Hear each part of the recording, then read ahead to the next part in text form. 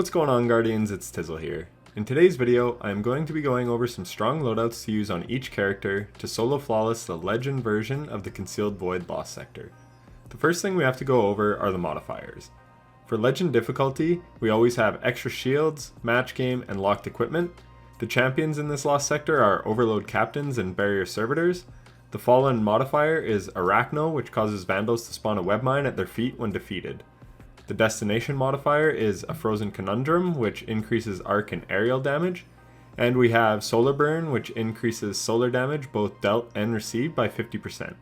That is all you need to know about this Lost Sector, so let us jump into the first build. The first character we will go over is the Hunter. Because solar is the burn, we want as much solar on as possible.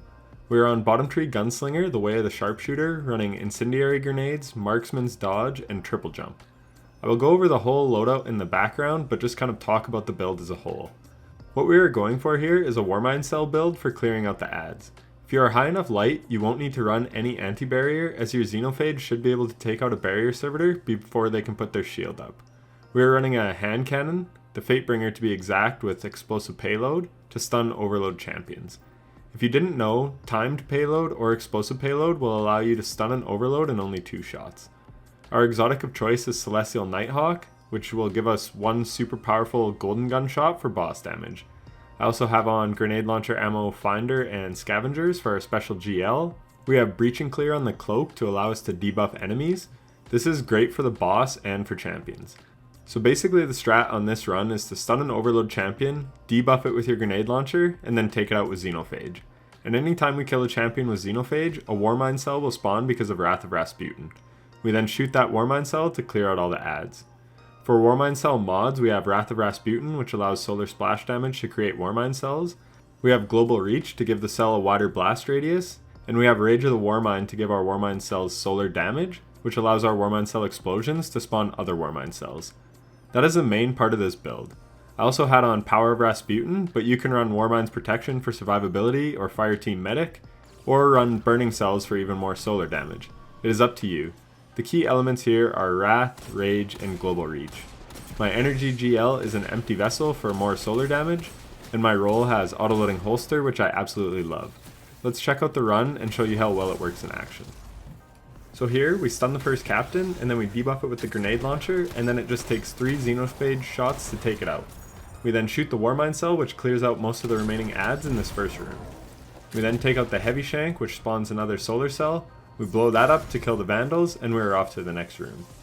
Here, we want to take out the Barrier Servitor with Xeno as soon as possible, because A, he will make a bunch of enemies immune if you wait too long, and B, the sooner we kill it, the sooner our Warmind Cell can clear the room. Now, all that is left is an Arc Shielded Captain, but Xenophage can deal with that lone shield very easily. From here, we take out the Drags and the Solar Shielded Shank, and then the Sniper Vandal.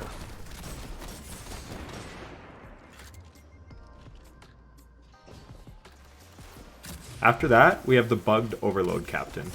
This can be a huge pain in the ass because since Legend Lost Sectors have existed in Beyond Light, this captain has been bugged. But just debuff it with a GL and then lay into it with Xeno and it should die. You can see I miss my debuff, but I'm still able to melt it. Also, I take quite a lot of damage, so arc damage resistance is highly advisable in this Lost Sector. From here, we deal with the Wretches and then the Solar Exploding Shanks.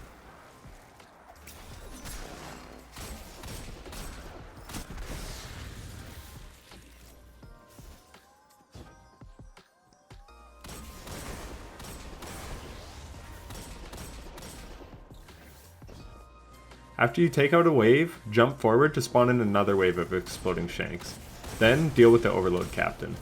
Once again, I miss my GL debuff, but I'm able to take him out anyways.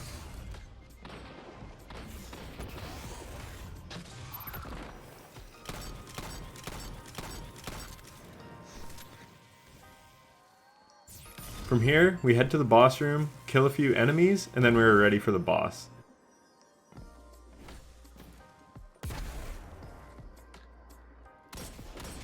As soon as the boss spawns, you want to debuff it with your grenade launcher. Then one precision celestial shot is all you need and you are done. Collect the chest and get the loot. These guides are twofold. If you are high light, this shows a really good build for farming this Lost Sector very quickly. And one thing I should mention is that you want high intellect here so that you'll have your super in time for the boss on a quick run. But if you are lower light, this shows strats that you can still use. However, if you cannot burn the barrier servitors in time before they shield, then you will need to run an anti-barrier weapon. But don't fear, I have 2 more loadouts coming up that you may be able to utilize.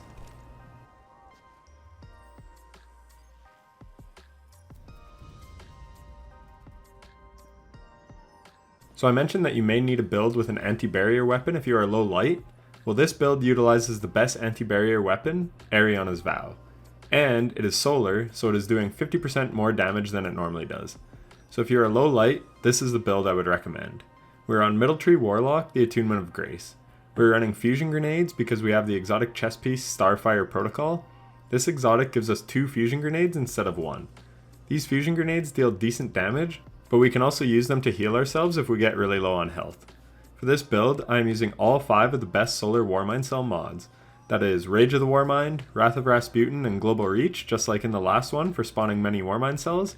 But then we also have Fireteam Medic to heal us when we explode a Warmind cell, as well as Burning Cells to add even more damage to our cells. I'm running Grenade Launcher Ammo Finders, Reserves, and Scavengers, as we are using a heavy solar grenade launcher, the Outrageous Fortune. We are running this because once again, we have the artifact mod Breach and Clear on our class item, which allows us to debuff the champions and the boss. And then in our kinetic slot, we have a 7th Seraph hand cannon with time payload for overloading the champions. If you are speed running this, you want to have at least 50 intellect to have a super by the time you get to the boss. That is about all you need to know for the build, so let us check out the run. So last season, I did how-to guides on soloing all of the Master Lost sectors. I had a lot of fun making those, and it was fun to challenge myself to find unique loadouts on every character. But I realized something.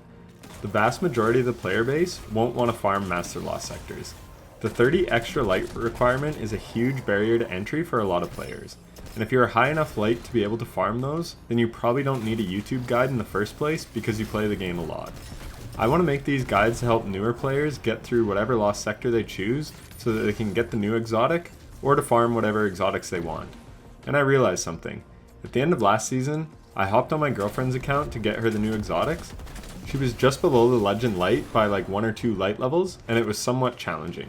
So she would have no hope of farming Master Lost sectors. She is a pretty casual player, but when I got on her account to get the exotics, she was right around season level 100. So that is certainly not bad, and not low light per se, but that is probably where a majority of the players sit. On top of that, she doesn't have many god roll weapons or armor mods, so that adds another challenge. So this season, I decided I would make legend guides instead. It is way more accessible for the majority of people, and therefore my guides would be more valuable to a wider pool of people. On top of that, after doing some research, it seems that the legend lost sectors drop exotics about 20 to 25% of the time, and masters are somewhere around 33% of the time. After finding this out, I was shocked. Yes, Master has a higher drop rate, but you can farm Legends way quicker and with far less stress. So say I farm 10 lost sectors on Legend and get 2 drops. Well, that would probably only take me a half an hour, and that is with load times. As you can see, on the Hunter, I just ran this in 2.5 minutes. Where it would probably take me about 60 minutes to farm 10 Masters, and I would probably only get 3 drops. So it would appear that farming Legends is the better way to farm for most people.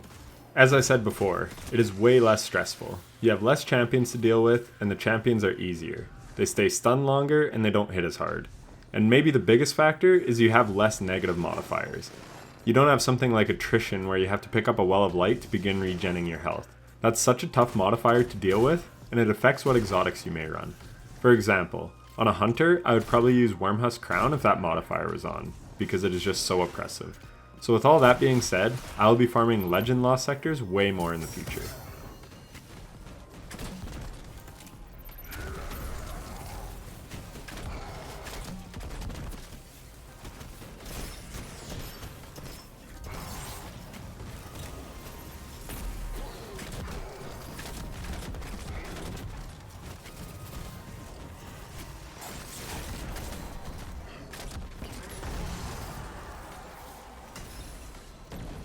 One tip I have is that if you are farming these, you don't have to stick around at the end like I do. Once you collect the chest, you can just hold return to orbit and go back to the lost sector flag. I'm just sticking around to show my times in the lost sectors, but once that chest is open, you're good and you can get out of there and keep farming.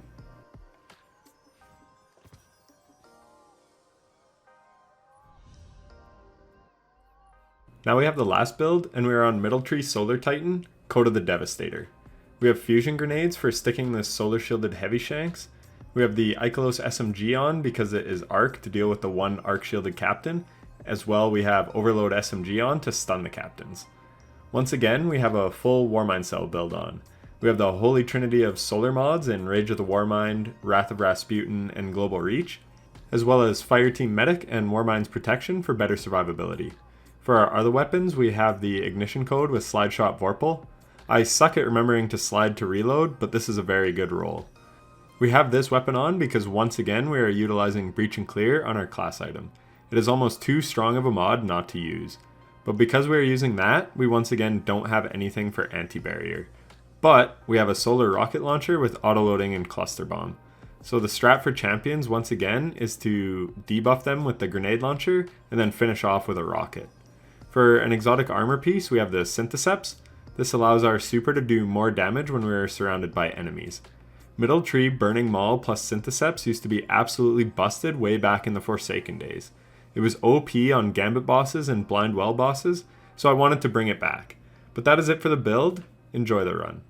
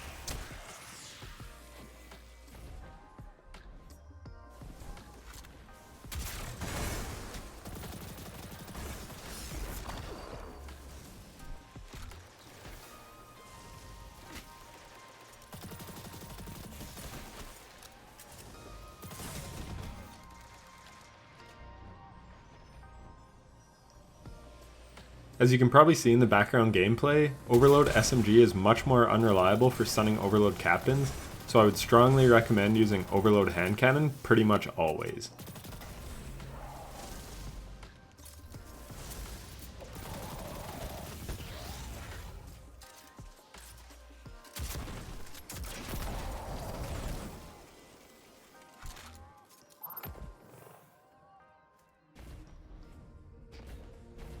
One thing I forgot to mention is that for the super, you want Burning Flames times 3 to buff its damage.